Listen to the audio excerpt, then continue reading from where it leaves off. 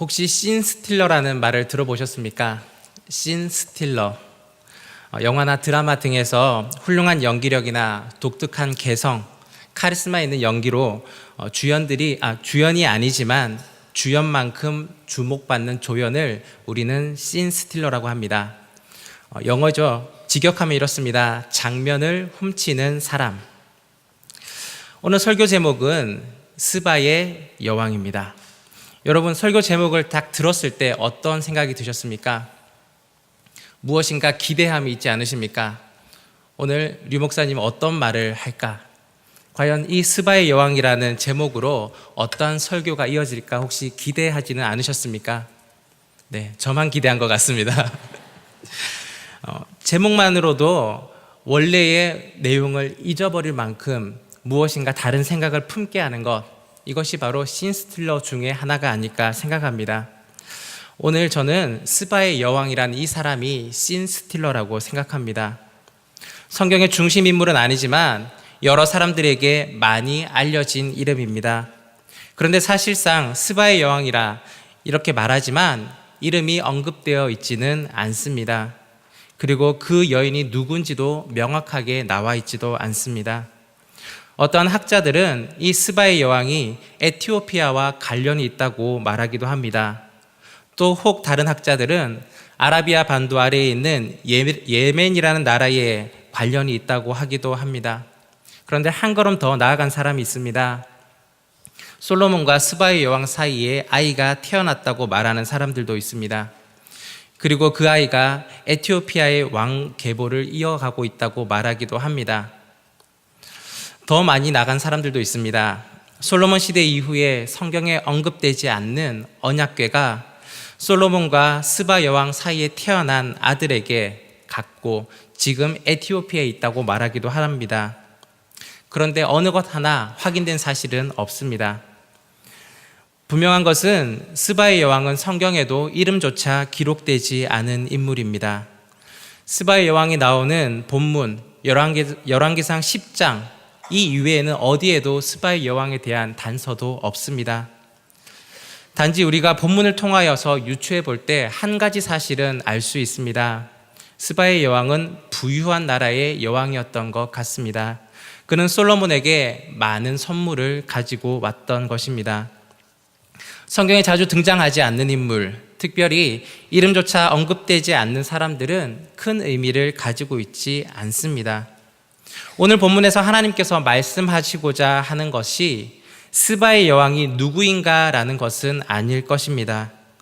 성경은 하나님 자신을 나타내신 책입니다. 스바의 여왕은 단지 하나님이 어떠한 분인지를 알게 해주는 주변 인물일 뿐입니다. 스바의 여왕이 에티오피아 사람인지 예멘 사람인지 혹은 그와 솔로몬 사이에 아기가 있었는지 없었는지 그러한 이야기들은 중요한 문제들이 아닙니다. 만약에 중요했다면 하나님께서는 성경을 통하여서 이미 우리에게 알려주셨을 것입니다. 다시 말하자면 몰라도 되는 내용들입니다. 성경의 주인공은 누구입니까? 바로 하나님이십니다. 모든 말씀의 주인공은 우리 하나님이십니다. 이 시간 우리는 성경 말씀 본문을 통하여 중요한 주제에 대해서 살펴보려고 합니다. 솔로몬과 스바의 여왕의 이야기에 드러나는 하나님의 역사하심, 이 이야기를 통하여서 우리에게 전달하시고자 하는 하나님의 말씀에 집중해서 함께 묵상해 보고자 합니다. 대충의 줄거리는 이렇습니다. 솔로몬은 그 명성이 온 나라에 알려졌습니다. 이스라엘뿐만 아니라 주변에 있는 혹은 멀리 있는 모든 나라들도 솔로몬에 대해서 알게 되었습니다. 그 중에 스바라는 나라의 여왕은 솔로몬의 명성을 듣고 그를 만나기 위해 먼 길을 떠나왔습니다. 그녀는 상당히 부유한 나라의 여왕으로 보였습니다. 특별히 그녀가 솔로몬을 만나는 목적은 솔로몬의 지혜를 시험하기 위해서였습니다. 그녀는 그동안 궁금하고 의문을 가졌던 많은 것들을 그 질문거리를 가지고 솔로몬에게 왔습니다. 솔로몬은 그녀의 기대에 부응하여 모든 질문을 막힘없이 대답해 주었습니다. 스바의 여왕은 솔로몬의 지혜와 솔로몬의 왕궁과 솔로몬의 신하들과 성전의 계단을 보고 크게 감탄하였습니다. 이 모든 것을 눈으로 본 그녀는 솔로몬과 함께한 모든 백성들과 신하들을 부러워하였습니다. 그리고 무엇보다 솔로몬과 함께하는 여호와 하나님을 송축하였습니다. 성경의 스바 여왕의 방문 사건을 기록한 목적은 분명히 있습니다. 이 기록 목적을 발견하기 위해서는 우리가 먼저 염두에 두어야 될 것이 있습니다. 그것은 바로 이스라엘을 먼저 택하신 목적입니다. 하나님께서 이스라엘을 택하시고 시내산에서 그들과 언약을 맺으셨습니다. 그리고 그 언약 때에 이스라엘을 향하여 하나님을 섬기는 나라, 제사장 민족이 되게 하시겠다고 말씀하셨습니다. 여러분, 제사장의 역할이 무엇입니까? 하나님께 택함받은 사람들이고 거룩한 하나님과 죄된 인간 사이에서 그 사이를 연결해 주는 사람, 이들이 바로 제사장입니다. 하나님께 예배드림으로써 많은 사람들을 하나님 앞에 나아오게 만드는 사람, 이들이 바로 제사장입니다. 이스라엘은 시내산에서 하나님과 언약을 맺었습니다. 하나님의 말씀을 준행하기로 맹세하였습니다. 언약을 통하여서 그들은 택하신 백성이 되었고 제사장 나라가 되었습니다. 그래서 하나님은 제사장 나라에게 은혜를 베풀어 주셨는데 먼저 그들을 거룩하게 하셨습니다. 그리고 그들을 보호하셨습니다. 제사장 나라는 하나님의 보호를 받으며 하나님의 은혜 가운데 살아가게 되었습니다. 그리고 무엇보다 늘 하나님을 향한 예배가 있는 나라, 이 나라가 바로 제사장 나라였습니다. 하나님께서 이스라엘에 요구하시는 것이 바로 제사장의 직분이었습니다. 모든 나라들 가운데에 이스라엘을 세워서 제사장 나라가 되게 하신 것은 다른 온 나라들이 이스라엘을 통하여서 하나님 앞에 나아오기 위함이었습니다. 이스라엘을 보며 많은 나라들이 하나님께 예배드리게 하는 것, 이것이 바로 이스라엘을 특별히 구별하신 하나님의 뜻이었습니다. 그래서 이스라엘에게 특별하게 삶의 원칙을 주셨는데 이것이 바로 율법입니다. 율법은 제사장 나라가 하나님의 기뻐하시는 삶의 표준대로 살아가는 삶의 양식입니다. 구체적으로 그 내용들이 다 실려 있습니다. 이제 이스라엘은 그 택하신 목적대로 제사장의 나라로서 많은 나라에게 하나님을 알려야 하고 또한 예배드리는 나라로 만들게 하는 것이 그들이 할 일이었습니다. 자, 제사장 나라, 이러한 모습을 단적으로 보여주는 본문이 바로 오늘 본문 스바의 여왕의 방문 이야기입니다. 1절 말씀 함께 읽어보겠습니다. 1절 말씀입니다. 시작.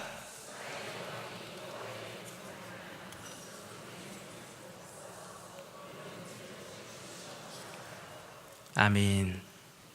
오늘 본문 1절을 보면 스바의 여왕은 누군가에게 전도함을 받아서 솔로몬에게 온 것이 아닙니다.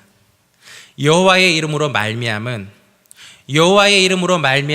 솔로몬의 명성을 듣고 왔다라고 기록하고 있습니다. 자신의 나라에까지 알려진 솔로몬의 명성 때문입니다. 특별히 그 중에서도 솔로몬의 명성이 여호와 하나님께로 말미암는 것이라고 말하고 있습니다. 솔로몬은 그의 명성을 통하여서 하나님의 이름을 열방 가운데 나타내었습니다. 이스라엘의 솔로몬의 왕, 즉 왕은 이스라엘 전체를 대표하는 인물입니다. 한 사람이라고 볼 수도 있지만 이스라엘 전체를 아우르는 그 대표적인 인물이 바로 솔로몬 왕입니다. 솔로몬으로 대표되는 이스라엘 전체는 강성하였고 하나님의 축복이 가득하였습니다. 또한 하나님께서 주신 지혜로서 그 어느 나라도 넘볼 수 없는 나라로 우뚝 서 있었습니다. 스바의 여왕이 솔로몬에게 감탄한 것은 그녀가 가져온 어려운 문제들을 솔로몬이 막힘없이 대답해 주었기 때문입니다. 그러나 이것이 다가 아니었습니다. 4절 5절 말씀 함께 읽어보겠습니다. 4절 5절 시작.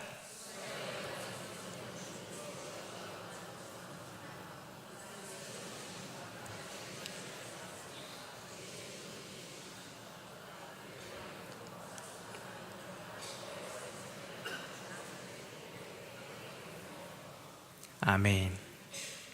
스바의 여왕이 감동한 부분은 첫 번째로는 솔로몬의 지혜였습니다. 그리고 그 다음으로는 정치적인 상황입니다. 그리고 그 다음은 경제였고 그 다음은 종교의 모든 부분이었습니다. 그런데 본문을 자세히 읽어보다 보면 이해하기 힘든 부분이 하나 있습니다. 앞의 내용은 다 이해가 갑니다. 솔로몬이 건축한 왕궁, 그리고 그의 식물, 그리고 좌우에 시립한 시종들, 관복을 입은 관원들. 그런데 마지막을 한번 보십시오. 여호와의 성전에 올라가는 층계를 보고 크게 감동돼요. 여호와의 성전에 올라가는 층계를 보고 크게 감동돼요. 저는 이 부분이 참 이해가 되지 않았습니다. 성전이면 성전인데 그 성전의 부분인 층계를 보고, 즉 계단을 보고 감동이 되었다고 기록하고 있습니다. 성전으로 올라가는 계단이 아마 금으로 혹은 각종 보석으로 장식되어 있기 때문에 그녀가 감동을 받은 것일까요? 아닐 것입니다. 성경의 앞부분을 다시금 살펴보았습니다. 본문에는 성경에 올라가는 계단에 대한 언급이 나타나 있지 않았습니다. 그렇다면 계단이라고 번역된 이 단어를 한번 원문으로 돌아가 봐야 할 것입니다. 계단이라고 번역된 단어의 히브리 원어는 올라라고 기록되어 있었습니다. 올라. 이 단어가 특이합니다. 한국어와 음과 뜻이 비슷합니다. 한번 따라해 볼까요? 올라. 올라. 무슨 뜻일까요? 올라간다는 뜻입니다. 올라가다. 위로 올라가다라는 의미를 가지고 있습니다. 그래서 거기에서 파생된 뜻이 바로 계단입니다. 하나님의 성전, 계단이라고 그렇게 해서 번역하였습니다.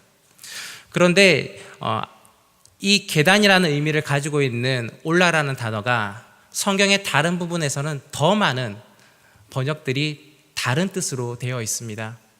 올라, 이것은 바로 연기가 올라가는 것, 연기로 올라가는 번제물을 나타낼 때에 이 단어를 사용합니다. 다시 말하면 하나님께 예배드림으로써 연기가 올라가는 번제물, 이것을 올라라고 기록하고 있습니다. 그렇다면 이 올라라는 단어를 우리가 다시 한번 번역한다면 온전한 번제가 될 것입니다. 하나님께 올려드리는 온전한 번제. 실제로 헬라어 번역본인 70인역과 공동번역과 NIV 성경에서는 여호와의 성전에 올라가는 계단이 아니라 여호와의 전에 드려지는 번제라고 번역하고 있습니다. 올라라는 단어를 번제라고 해석한다면 성전에 드려지는 번제, 하나님께 올려지는 예배를 본 스바의 여왕은 솔로몬의 지혜를 보러 왔다가 마지막에는 하나님께 드려지는 예배를 보고 크게 감동한 것으로 보입니다. 스바의 여왕이 예루살렘에 오게 된 원인이 하나님의 이름으로 말미암은 솔로몬의 명성이었습니다. 그리고 스바의 여왕이 결정적으로 감동한 것은 솔로몬의 지혜도 있지만 마지막 부분에 있습니다. 바로 하나님께 드려지는 번제의 예배를 보고 하나님 앞에 감동한 것이 아닐까요? 솔로몬 여왕이 감동받았던 모든 원인, 그 시작과 마지막은 바로 하나님께 있었습니다. 6절과 7절 말씀입니다. 왕께 말하되 내가 내 나라에서 당신의 행위와 당신의 지혜에 대하여 들은 소문이 사실이로다. 내가 그 말들을 믿지 아니하였더니 이제 와서 친히 본즉 내게 말한 것이 절반도 못되니 당신의 지혜와 복이 내가 들은 소문보다 더하더라. 복되도다 당신의 사람들이여, 복되도다 당신의 이 신하들이여, 항상 당신 앞에 서서 당신의 지혜를 들음이로다. 아멘. 스바의 여왕은 궁극적인 원인이 되는 하나님을 찬양하였습니다. 그 찬양의 내용이 그 뒤로 이어집니다. 9절 말씀 함께 읽어보겠습니다. 9절 시작.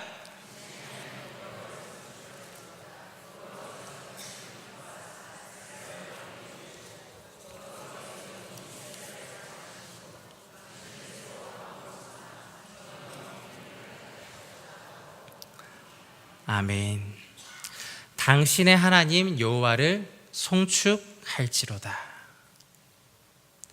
솔로몬의 지혜를 보고 찾아왔지만 결국 스바의 여왕이 찬양한 것은 누구입니까? 바로 하나님이십니다. 그 모든 솔로몬에게 주어진 지혜와 영광, 부귀, 그 모든 것의 원인이 되는 분이 누구셨습니까? 바로 하나님이셨습니다. 결국 스바의 여왕이 성경에 등장한 목적은 이것입니다. 그녀의 입을 통하여서 하나님의 영광을 드러내기 위함이었습니다. 오늘의 본문의 제목, 말씀의 제목을 스바의 여왕이라고 지었습니다. 이것은 그녀에 대해서 말하고자 하는 것이 아닙니다. 이 스바의 여왕을 통하여 고백된 하나님을 향한 영광, 찬양을 함께 묵상하기 위함입니다. 그렇다면 솔로몬은 여기서 어떠한 모습으로 등장하였을까요? 바로 하나님의 영광을 나타내는 도구입니다. 하나님의 영광을 나타내는 인물로서 이 솔로몬이 등장하고 있는 것입니다. 솔로몬의 지혜는 하나님이 주신 은혜입니다. 특별히 그 은혜는 제사장 나라가 받은 축복입니다. 솔로몬의 예배는 제사장 나라가 행해야 할 가장 기본적인 본분이었습니다. 이 솔로몬이 드린 예배, 성전을 통하여서 보여진 온전한 하나님께 올라가는 예배, 이를 통하여서 스바의 여왕이 하나님께 영광을 올리게 되었습니다. 다른 것은 없습니다. 하나님께 드리는 예배가 바로 감동입니다. 그것이 바로 제사장 나라에게 요구하신 하나님의 뜻입니다. 오늘 본문을 통하여서 우리에게 주는 의미가 무엇일까요? 우리는 바로 하나님의 제사장의 백성으로 이 자리에 부름받았습니다. 하나님께서 이 말씀을 주신 목적은 오늘 우리가 이러한 모습으로 살아가라고 말씀하는 것입니다. 우리 각 사람이 이 시대에 제사장들이 되어서 우리의 주위에 있는 이웃에게 우리가 대표가 되며 온 나라 가운데 특별히 제사장의 모습으로 살아가는 나라가 되며 하나님의 이름을 찬양받도록 만드는 일, 이것이 바로 우리가 해야 될 일일 것입니다. 사랑하는 울산제일교회 성도 여러분, 우리의 삶 속에 나타난 하나님이 주신 지혜, 우리의 삶에 함께하는 사람들의 모습, 우리가 드리는 하나님께 드리는 거룩한 예배를 통하여 우리가 영광을 받는 것이 아니라 하나님의 이름이 나타나기를 간절히 바랍니다. 우리가 드리는 예배를 통하여서 모든 영광이 하나님께 돌려지기를 바랍니다. 혹시 솔로몬에게와 같은 지혜가 여러분에게 있지 않습니까? 없다면 지혜가 부족하면 후히 주시고 꾸짖지 아니하시는 하나님께 구하십시오. 지식, 지혜의 근본은 바로 하나님이십니다. 여러분이 함께하는 공동체가 하나님의 뜻 가운데 제사장의 공동체로 서기를 원하십니까? 먼저 여러분이 그러한 제사장의 모습을 가지시기 바랍니다. 여러분의 모습을 통하여서 하나님의 이름이 찬양받기를 바라십니까? 하나님께 쓰임받기를 원하십니까? 그렇다면 먼저 여러분이 신령과 진정으로 하나님 앞에 예배드리는 사람이 되십시오. 그리고 그 예배 가운데에 하나님을 알지 못하는 사람들을 초청하십시오. 감동과 변화는 하나님이 주시는 것입니다. 베드로전서 2장 9절의 말씀입니다. 그러나 너희는 택하신 족속이요 왕같은 제사장들이요 거룩한 나라요 그의 소유가 된 백성이니 이는 너희를 어두운 데서 불러내어 그의 기이한 빛에 들어가게 하신 이의 아름다운 덕을 선포하게 하려 하심이라. 아멘. 하나님이 주신 은혜, 하나님을 향한 경건한 모습들, 이것을 가지고 세상에 나가서 하나님을 증거하는 저와 여러분이 되기를 바랍니다. 우리의 모습을 통하여 세상에 하나님을 찬양하게 되기를 바랍니다. 우리가 이 시대에 제사장 백성이 되어서 특별히 우리 울산제일교회가 그러한 역할, 제사장의 교회의 역할을 감당하여서 이 울산 지역과 이 나라와 세계 가운데에 많은 백성을 하나님께로 인도하는 그러한 거룩한 공동체 되기를 간절히 바랍니다.